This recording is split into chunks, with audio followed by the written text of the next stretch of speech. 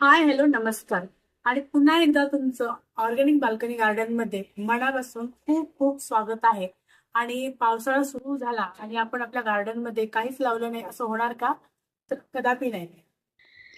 हे आहेत हळदीचे कंद, जे मी उन्हाळ्यामध्ये मातीमध्ये पुरून ठेवले होते. कारण काय, उन्हाळ्यामध्ये असे वरतीच जर काही तुम्ही कंद ठेवलात तर ते सुकून जातात.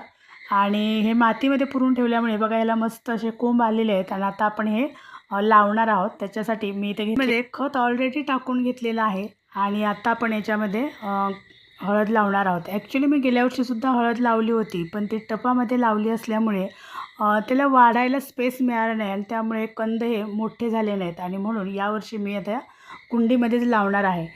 तर हळदीच्या पानामधले पातोळे हे खूप रुचकर आणि टेस्टी लागतात. तर त्याचबरोबर तुम्ही मोदकसुद्धा हळदीच्या पानामध्ये उकडू शकता.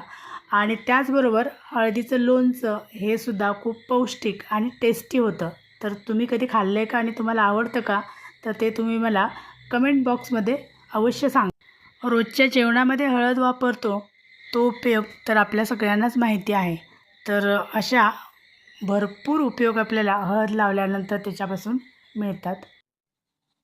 हळदीच्या पानात उकडलेले फिश हे एकदम टेस्टी मस्त लागतात, रुचकर. ट्राय करून बघा. आणि त्याचबरोबर हल्ली सगळ्या लोकांना रक्त घट्ट होण्याचा त्रास सुरू झालेला आहे. आणि त्यामध्ये सुद्धा ओल्या हळद जर तुम्ही मिक्सरला वाटून पाण्यामध्ये ती पेस्ट जर काही टाकून तुम्ही पिलात तर रक्त पातळ होण्यास त्याची मदत होते. हा एक आयुर्वेदिक उपाय मी यूट्यूबलाच आयुर्वेदिक डॉक्टरांच्या चॅनलवरती बघितलेला आहे.